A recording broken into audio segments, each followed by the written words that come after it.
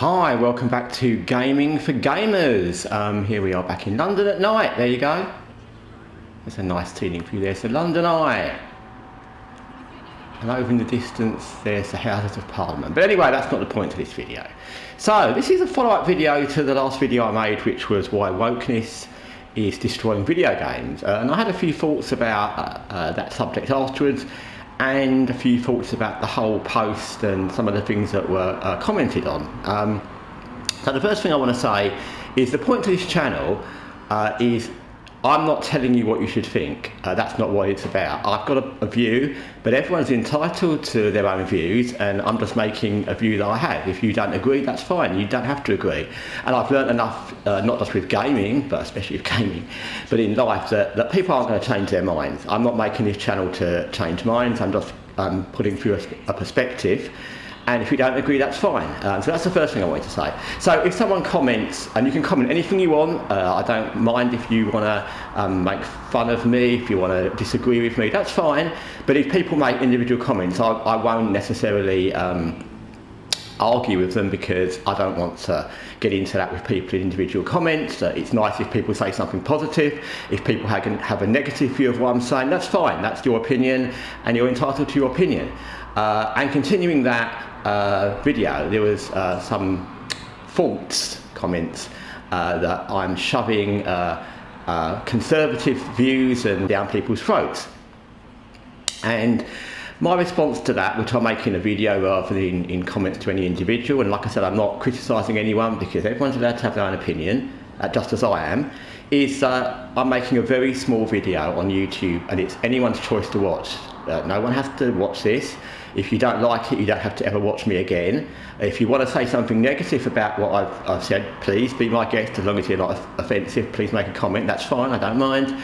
But I would certainly say that I'm not shoving anything down anybody's throat, because it's a video. It's a video made by me in my own home, and no one has to watch it. You don't have to watch it, you don't have to watch me again. It's completely fine.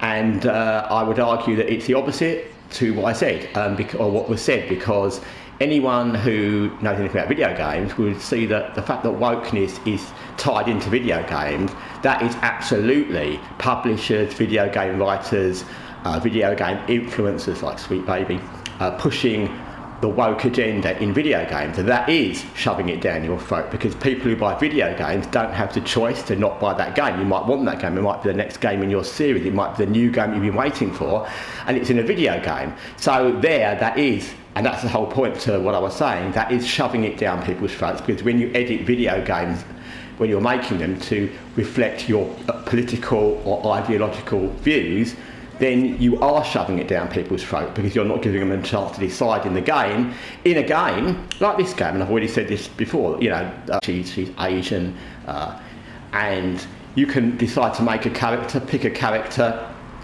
from whatever you want. If you want to make a character that's as woke as you want, make one, that's fine. If you can't make a character like that, get another game and you can make your character there. There's loads of games where they have character creators, where you can start off and make your character anything you want. So that's fine, because it gives you the option. And what I'm saying is, and that's the point of the original video, is that wokeness in not just video games but media, where the person that's making the video or the game or the movie or the series has already decided to write in their own political views and ideals and their own wokeness into it. And it doesn't have to be wokeness, it could be a very conservative agenda, it doesn't matter. Once you've written your own views into something, then you are shoving it down people's throat, because in gaming, just like anything, just like a movie, just like a series, unless it's a documentary, you don't want somebody else's ideals shoved down your throat. You want a game or a movie. Of course, if it's a movie about something political, that's different, but you want a game, an action movie, a game, not to reflect the maker's views. You want it to be neutral. And if you want to make a character in a certain way, or interpret something in the game maybe in a way that suits you, that's fine. But that's the whole point. And if gaming companies and gaming publishers keep making games where they're starting off by making their own agendas and forcing it on us, that's the problem. And that's the problem with media in general. So that's what I wanted to say about my previous video about wokeness. And like I said, the whole point to life, to this video channel, to everything, is freedom to express yourself, freedom to have an opinion, freedom to have someone else have an opinion and not berate them for the opinion, but also freedom to buy products without already having influence by somebody else in it.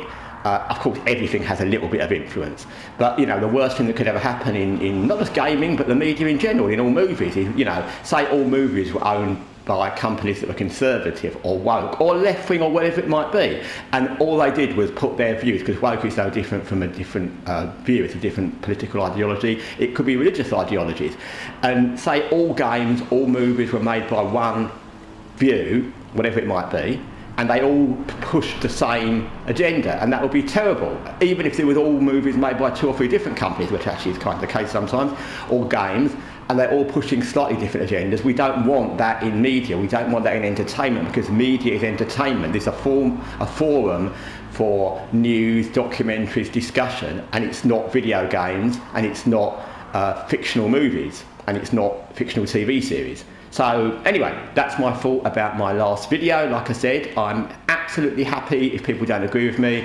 You don't have to, as long as you post comments that aren't rude, that's fine.